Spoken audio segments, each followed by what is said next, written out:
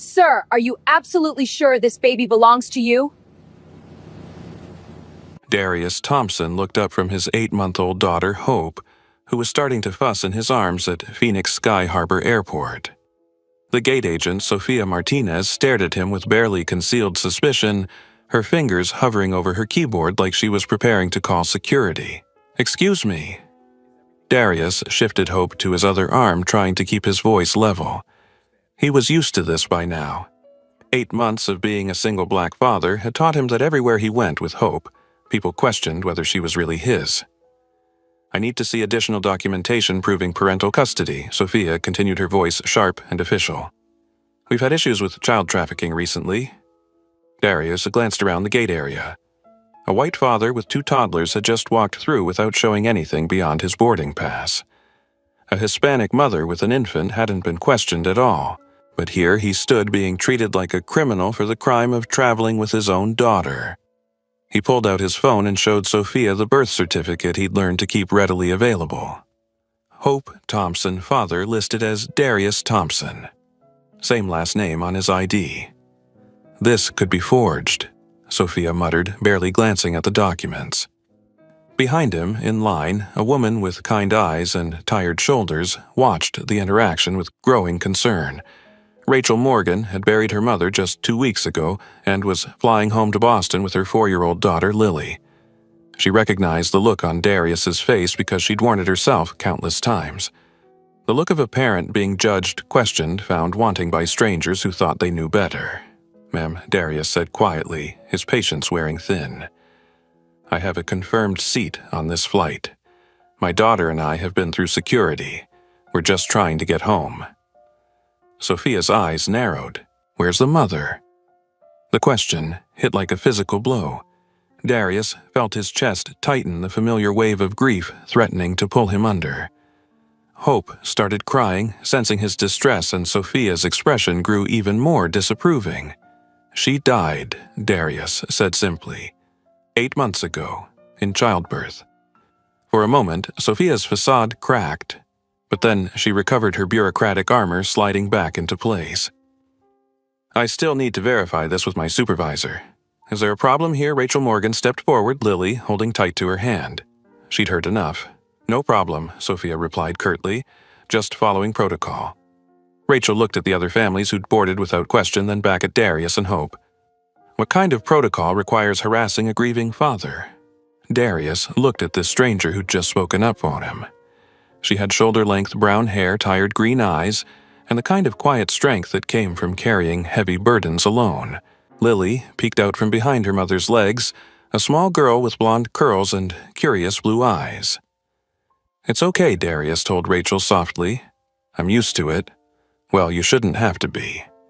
Sophia's supervisor arrived, a middle-aged man named Frank, who took one look at the situation and sighed heavily. "What's the issue?" "Single father, traveling with infant. No mother present." Sophia rattled off like she was reading charges. Frank glanced at Darius's documents, then at the other families around the gate. "Everything looks in order. Let them board." Sophia's face flushed with embarrassment and anger. As Darius walked past her toward the boarding gate, she called out loud enough for others to hear, "Some people just shouldn't travel with babies they can't handle." The words were meant to wound, and they did. Darius had spent every day for 8 months wondering if he was enough, if Hope deserved better than a father who was still learning how to braid hair and pack diaper bags and remember which cry meant hungry versus tired versus scared. He'd built Skylink Technologies from nothing into a company that processed 45% of airline reservations in North America. He commanded boardrooms, negotiated million-dollar deals, and employed over 3,000 people. But at moments like this, he felt like exactly what Sophia saw a man in over his head, pretending to be something he wasn't. What Sophia didn't know was that Red Wing Airlines, the carrier they were all about to board, was Skylink's biggest partner. That the software running their reservation platform had been personally coded by Darius in his garage 6 years ago. That he could, with a single phone call, ground every Red Wing flight in the country. But he wasn't here as the CEO of Skylink Technologies. He was here as Hope's father, trying to take his daughter to meet her maternal grandparents in Boston for the first time, trying to be normal. trying to prove to himself that he could do this parenting thing without the armor of corporate power. His phone buzzed with notifications. Emergency board meetings scheduled. Stock prices fluctuating. Partnership agreements requiring review. The business world that usually commanded his full attention felt distant and unimportant compared to the weight of hope in his arms and the echo of Sophia's cruel words. Rachel and Lily ended up boarding right behind them. As they walked down the jet bridge, Lily tugged on her mother's sleeve. "Mama, why was that lady being mean to the airplane daddy?" Rachel glanced at Darius, who was trying to juggle Hope, his carry-on bag, and his composure. "Some people forget how to be kind, sweetheart." "That's sad," Lily said matter-of-factly. The baby looked scared. She wasn't wrong. Hope was whimpering, her little fists clenched, picking up on the stress and tension radiating from her father. At 8 months old, she couldn't understand words, but she felt everything. Darius had lost his wife Alicia exactly 8 months and 12 days ago. She'd been excited about this trip to Boston, planning to introduce Hope to her parents to show off their perfect daughter to her childhood friends. Instead, Darius was making the journey alone, carrying both his grief and his daughter, wondering if he was honoring Alicia's memory or failing it. He'd deliberately chosen a coach seat for this flight. As the CEO of a company worth over $2 billion, he could afford first-class private jets, any luxury he wanted. But he wanted to experience air travel the way his customers did. He wanted to understand what families like his went through when they flew. He was about to get an education he'd never bargained for. The boarding process had already shown him one truth: traveling as a single black father made him suspect in ways that single white fathers never experienced. The questioning, the assumptions, the barely concealed judgment. It was a lesson he'd have to carry with him both as a father and as someone with the power to change how airlines treated passengers. As they entered the aircraft, Hope started crying again. The sound echoed through the narrow cabin, and Darius felt every pair of eyes turning toward them.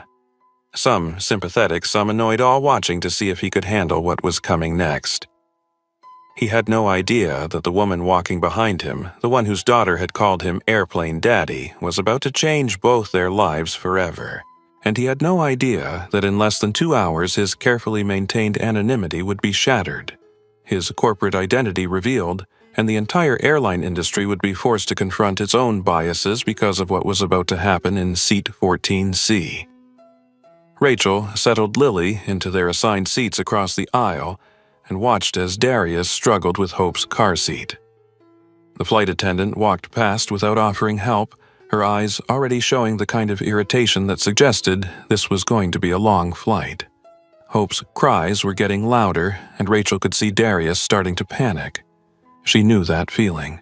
She'd been there herself in grocery stores and restaurants and playgrounds when Lily was having a meltdown, and strangers looked at her like she was failing at the most basic human task. "Some days are harder than others," Rachel said softly, leaning across the aisle. Darius looked up, surprised by the kindness in her voice. "I'm sorry. I know the noise is bothering everyone. The only thing bothering me is how that gate agent treated you." Rachel's voice carried a quiet fury. "I'm Rachel, by the way. This is Lily, Darius, and this is Hope." "Hi, Hope," Lily whispered, waving at the baby. "Don't be sad. Mama says airplane rides are fun." For a moment, Hope stopped crying and looked at Lily with wide, curious eyes. It was the first time she'd been calm since they'd entered the airport, and Darius felt a surge of gratitude toward this little girl and her mother. "Thank you," he said to Rachel, "both of you." "We stick together," Rachel replied. "Single parents have to look out for each other." She didn't know yet that the man sitting across from her had the power to revolutionize the airline industry. She just knew he was a father who needed support, and she was a mother who understood what that felt like. As the plane prepared for takeoff, none of them could have predicted that this flight would become national news spark congressional hearings, and ultimately lead to the most comprehensive airline reform legislation in decades. All because sometimes the most powerful thing in the world is one person choosing to show kindness to another. The trouble started before the plane even left the gate. Flight attendant Jennifer Walsh approached Darius with a smile that was all professional courtesy and no warmth. Her blonde hair was pulled back in a perfect bun, her uniform crisp and unwrinkled her expression, suggesting that she'd rather be anywhere else than dealing with a crying baby. "Sir, I see you're in seat 14C, but I'm afraid there's been a mistake." Darius looked down at his boarding pass, then back at Jennifer. "This is the seat I reserved. Middle seat row 14. "Well, yes, but we've had to make some adjustments due to overbooking." Jennifer's voice carried the kind of false sweetness that barely masked irritation. Coach passengers don't usually book middle seats unless they have to. I can move you and your baby to the back of the plane where the noise won't disturb other passengers." Across the aisle, Rachel looked up from settling Lily with her coloring books. She'd heard this song before, the polite but firm suggestion that certain passengers would be more comfortable somewhere else, somewhere out of sight. "I specifically requested this seat because it's close to the bathroom for diaper changes," Darius replied evenly. "My daughter and I will stay here." Hope chose that moment to let out a particularly loud wail, and Jennifer's professional mask slipped slightly. Several passengers turned to look, and Darius felt the familiar weight of judgment settling on his shoulders. 2 rows ahead, a white businessman named Brad Williams looked back with obvious annoyance. "Seriously, a crying baby, I have a conference call when we land." His seatmate, Elena Rodriguez, a well-dressed Latina woman in her 50s, shook her head disapprovingly. "Some people have no consideration for others." "I'm doing my best to calm her down," Darius said quietly, trying a bottle that Hope immediately rejected. "Maybe try a pacifier," Jennifer suggested, in a tone that implied she thought he was incompetent at basic parenting. "I tried that. She doesn't want it." "Well, crying babies can be very disruptive to other passengers." Jennifer continued, her voice getting slightly louder. "Perhaps you should consider moving to the bathroom with her until she settles down." Rachel felt something snap inside her chest. She'd been in that position herself had people suggest she take her crying daughter somewhere else, as if Lily didn't have the same right to exist in public spaces as everyone else. The suggestion that Darius should take his baby to an airplane bathroom was so cruel and degrading that she couldn't stay silent. "Excuse me," Rachel said, standing up. "Are you seriously suggesting that a paying passenger should take his infant daughter into a bathroom because she's crying?" Jennifer turned to Rachel with surprise. "I'm just trying to ensure all passengers have a comfortable flight, by humiliating a father who's clearly doing his best." Around them, other passengers started paying attention. Some had their phones out not to help, but to record what was rapidly becoming an uncomfortable confrontation. "Ma'am, I need you to return to your seat," Jennifer said firmly. "I'll return to my seat when you stop harassing this passenger." Hope's crying intensified, and Darius felt his stress levels skyrocketing. This was exactly what he'd been afraid of. The public scrutiny, the judgment, the assumption that he couldn't handle being a single father. Sir Jennifer said, turning back to Darius, "I really do think it would be better for everyone if you moved to a seat in the back." "I paid for this seat," Darius replied, his voice still calm, but with an edge that Rachel recognized. It was the tone of someone who was used to being in control, but was trying very hard to stay peaceful. Brad Williams stood up and turned around. "Look, man, no offense, but some of us are trying to work here. Can't you just, I don't know, keep her quiet?" "She's 8 months old," Rachel said before Darius could respond. "Babies cry. It's what they do." "Well, maybe single fathers shouldn't travel with babies they can't handle." Elena added her voice loud enough for half the cabin to hear. The words hung in the air like a slap. Rachel saw Darius's face tighten with pain, and she felt her protective instincts kick into overdrive. She'd seen that expression on her own face in mirrors after her divorce when strangers questioned her ability to raise Lily alone. "That's enough," Rachel said sharply. "Ma'am, you need to sit down," Jennifer repeated, but her authority was starting to waver. "Not until you treat this passenger with basic human decency." More passengers were watching now. Some looked uncomfortable with the confrontation. Others seemed to side with Brad and Elena, their faces showing the kind of irritation that suggested they agreed that Darius and Hope were the problem. In row 18, a young woman named Jennifer Torres was already live streaming on her TikTok account. She'd started recording when she heard Jennifer Walsh's initial suggestions about moving to the bathroom, and she was capturing every moment of the escalating conflict. "Y'all, this is happening right now on my flight," she whispered into her phone. "They're harassing this dad for having a crying baby. This is so wrong." Miguel Santos, a Hispanic businessman in his 40s, had been watching the situation develop with growing discomfort. He had 3 children of his own and knew how hard it was to travel with babies. He also recognized discrimination when he saw it. "Excuse me," Miguel said, addressing Jennifer Walsh. "I've been on a lot of flights and I've never seen anyone suggest a passenger take their baby to a bathroom. That's not normal procedure." Jennifer's face flushed. "I'm just trying to accommodate all passengers." By discriminating against one, the word discriminating seemed to electrify the cabin. Several passengers started murmuring. More phones came out. The situation was spiraling beyond Jennifer's control, and she could feel it slipping away from her. "There's no discrimination here," she said defensively. "I'm following standard protocols for disruptive passengers." "A crying baby is not a disruptive passenger," Rachel said firmly, "and suggesting someone use a bathroom as a nursery is not a protocol. It's cruelty." Hope was still crying, but now there was something different in the sound. It wasn't just infant distress anymore. It was the cry of a baby who could feel the tension and hostility in the air around her. Darius tried rocking her, tried humming, tried everything he'd learned in 8 months of single parenthood. Nothing was working, and he could feel himself starting to panic. What if Rachel was wrong? What if he really couldn't handle this? What if everyone else was right, and he was just a man pretending to be something he wasn't? His phone, tucked discreetly in his jacket pocket, was buzzing with notifications. Emergency board meeting. Stock prices fluctuating. Crisis management team activated. His assistant, Carmen Rodriguez, was probably having a heart attack trying to reach him. But none of that mattered right now.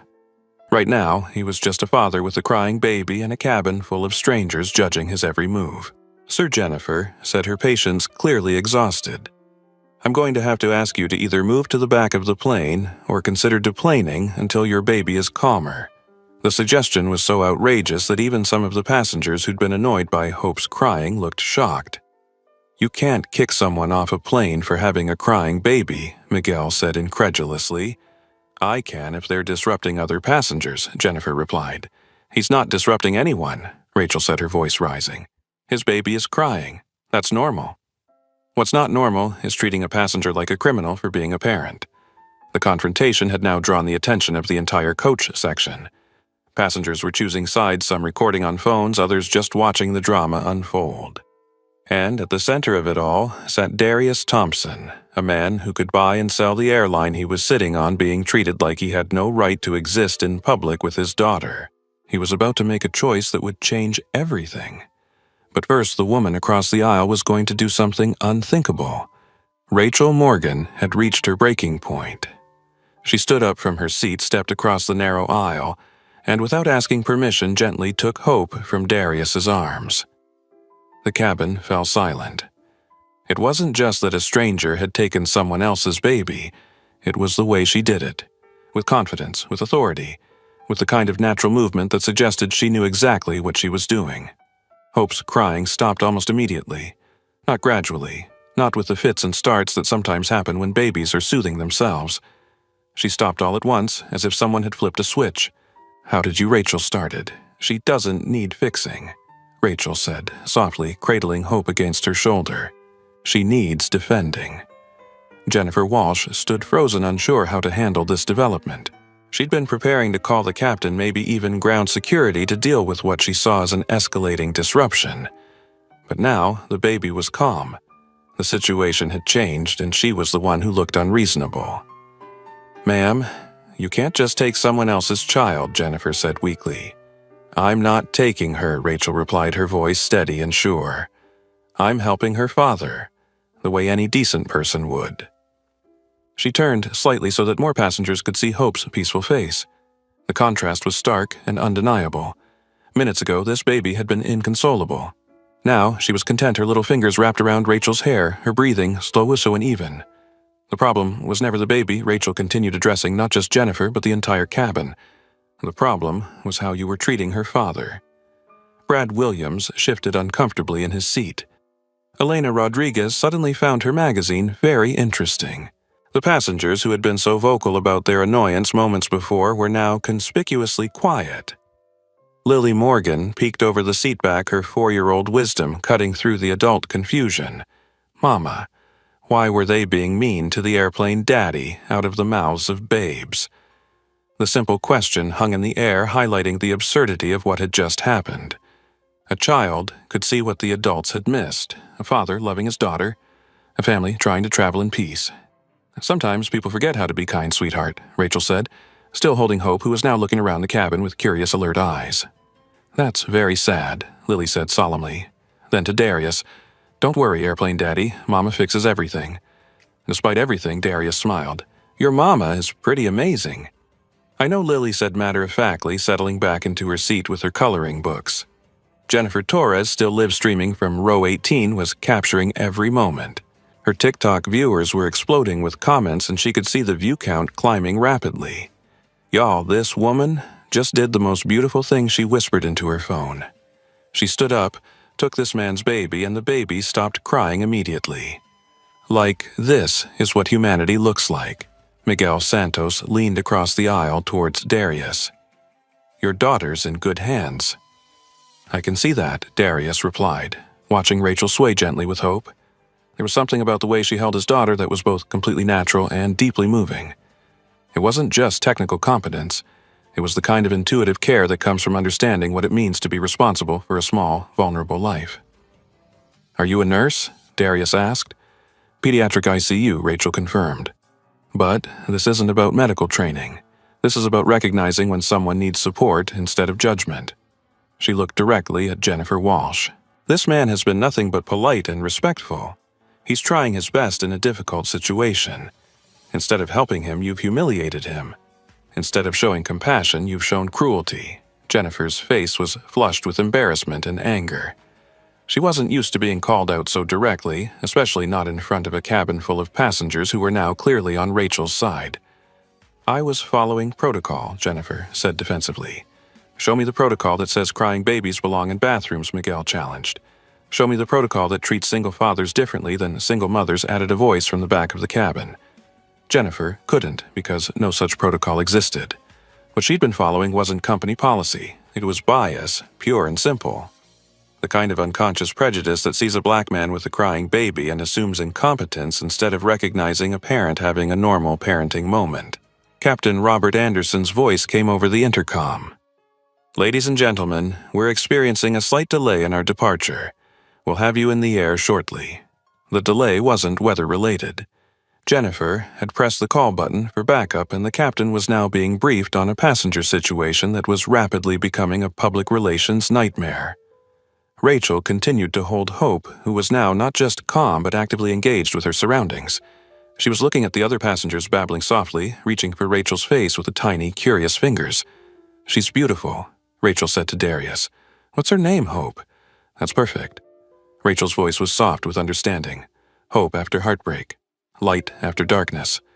Darius felt something break open in his chest. This stranger had just put into words something he'd been unable to articulate for 8 months. Hope wasn't just his daughter's name. It was what she represented, what she'd given him when everything else was taken away. "My wife chose the name," he said quietly, "before she died." Rachel's expression softened with recognition and sympathy. She chose well. Around them, the cabin had settled into an uncomfortable quiet. The confrontation was over, but its implications were still sinking in. Passengers were looking at their phones at each other at the floor.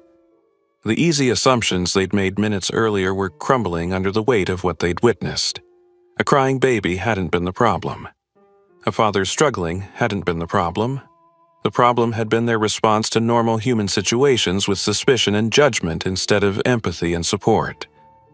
Jennifer Torres's live stream had now reached over 50,000 viewers, with comments pouring in from around the world.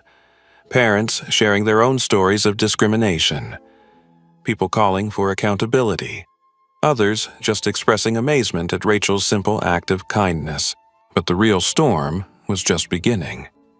Because while Rachel had diffused the immediate situation through compassion and courage, the man whose baby she was holding had the power to ensure that what happened on this flight would have consequences far beyond a single viral video. Darius Thompson was about to reveal who he really was, and when he did, the entire airline industry would be forced to confront how it treated passengers who didn't fit their narrow definition of acceptable. The unthinkable wasn't just what Rachel had done, it was what was about to happen next. Jennifer Torres's fingers were flying across her phone screen as her live stream exploded with viewers.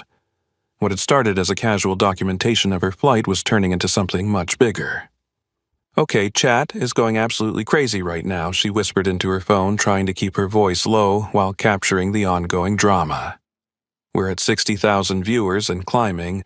People are asking me to tag airlines, tag news stations. This is insane." She adjusted her phone angle to better capture Rachel still holding Hope, who remained perfectly content in the arms of the woman who'd defended her father. The hashtag Dads Deserve Better had started organically in her comments section and was now spreading across social media platforms. Other passengers on the flight were posting their own videos and photos, creating a real-time documentation of the incident from multiple angles. Miguel Santos had taken out his phone and was recording a video of his own. As a father of 3 and a business owner, he understood the power of social media to create accountability. "This is Miguel Santos, and I'm witnessing something that every parent needs to see," he said into his camera. "A single father is being harassed for having a crying baby, and one brave woman just stood up and showed us all what humanity looks like." He panned his camera to show Rachel gently rocking Hope, then back to his own face. "I've flown with my kids dozens of times. They've cried, they've been difficult, they've had meltdowns. Not once has anyone suggested I take them to a bathroom or leave the plane. Not once. And I think we all know why this father is being treated differently." The implications of his words rippled through the cabin and through the live streams being broadcast to thousands of viewers. This wasn't just about customer service. This was about who gets treated with dignity and who gets treated with suspicion. Captain Robert Anderson was making his way back from the cockpit, his face grave. He'd been flying commercial aircraft for 23 years and had never had a passenger incident go viral in real time. His supervisor was already calling, asking for a report demanding to know how a routine flight had become a trending topic on multiple social media platforms. Jennifer Walsh was beginning to understand the magnitude of her mistake. Her phone was buzzing with notifications from Red Wing Airlines' emergency response team. The company's social media mentions were spiking, and none of it was positive. "Ladies and gentlemen," Captain Anderson announced as he entered the coach cabin, "I apologize for the delay. I understand we've had some concerns about passenger comfort." His eyes took in the scene, Rachel holding Hope, who was calm and alert. Darius sitting quietly, looking exhausted and stressed. Jennifer Walsh standing near the galley, her professional composure cracking, and dozens of passengers with phones out recording every moment. Captain Rachel said, standing with Hope still in her arms, "I think you need to understand what's been happening here. I'm listening. Your flight attendant has been harassing this passenger since boarding." She suggested he take his crying baby to the bathroom. She tried to force him to change seats. She threatened to have him removed from the plane. All because his daughter was crying. Captain Anderson looked at Jennifer Walsh, whose face had gone pale. "Is this accurate? I was trying to accommodate all passengers," Jennifer said defensively. The baby was being disruptive. "Babies cry." Miguel Santos interjected from his seat. "It's what they do. What's disruptive is treating a paying customer like a criminal." Sir Captain Anderson said to Darius, "I sincerely apologize if you've been treated inappropriately. That's not the Red Wing Airlines experience we want to provide." Darius looked up at the captain, then at Rachel, who was still holding his daughter. He could see the phones recording, could see the concern and sympathy on some faces, the lingering annoyance on others. He was at a crossroads. He could accept the apology, try to smooth things over, let the incident pass. That would be the safe choice. The choice that wouldn't draw unwanted attention to his identity or his company. Or he could use this moment to shine a light on something that happened to parents like him every day. Parents who didn't have the resources or platform to fight back when they were treated as less than human for the crime of existing in public with their children. His phone buzzed again. Carmen Rodriguez, his assistant, was in full panic mode. The company's crisis management team had been activated. Board members were calling emergency meetings. Something was happening to Red Wing Airlines' stock price and they needed him to respond. But for the first time in 8 months, Darius wasn't thinking like a CEO, he was thinking like a father. "Captain," he said quietly, "I appreciate the apology, but I need you to understand that this wasn't a misunderstanding. This was discrimination." The word landed heavily in the cabin. Phones continued recording. Live streams continued broadcasting. The story was spreading beyond the confines of the aircraft, reaching parents and advocates and anyone who'd ever been made to feel like they didn't belong. Jennifer Torres's viewer count had passed 100,000. The comment section was a flood of outraged support and calls for action. News outlets were starting to pick up the story. Celebrity parents were beginning to retweet and share. "That's a serious accusation," Captain Anderson said carefully. "It's a serious situation," Rachel replied, still holding hope. "I watched your employee treat this man differently than she would have treated a white father or a mother in the same situation. I watched passengers make assumptions and comments that they never would have made about someone who looked different." "That's not true," Elena Rodriguez protested from her seat. "I would have complained about any crying baby. Would you have told any father that he shouldn't travel with a baby he can't handle?" Miguel asked pointedly. Elena's silence was answer enough. Captain Anderson could see the situation spiraling beyond his control. He was a pilot, not a crisis management specialist. He knew how to handle mechanical problems and weather emergencies, but social media firestorms were outside his expertise. "Perhaps we should discuss this more privately," he suggested. "No," Darius said firmly. "This conversation needs to happen here in front of everyone because this treatment happens in public. It happened in front of all these passengers and some of them supported it. That's the problem that needs addressing." Jennifer Torres was frantically typing responses to her chat.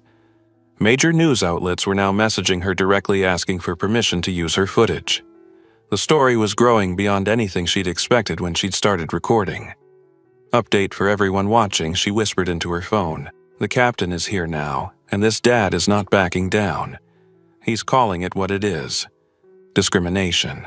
And honestly, good for him. Someone needs to say it." In her seat, Lily Morgan was coloring a picture of an airplane with 4 stick figures inside it. When she finished, she held it up for her mother to see. "That's us, Mama. You and me, and Airplane Daddy, and Baby Hope." Rachel looked at the drawing at this innocent child who saw people as simply people who didn't understand why adults made things so complicated. "It's beautiful, sweetheart. We're all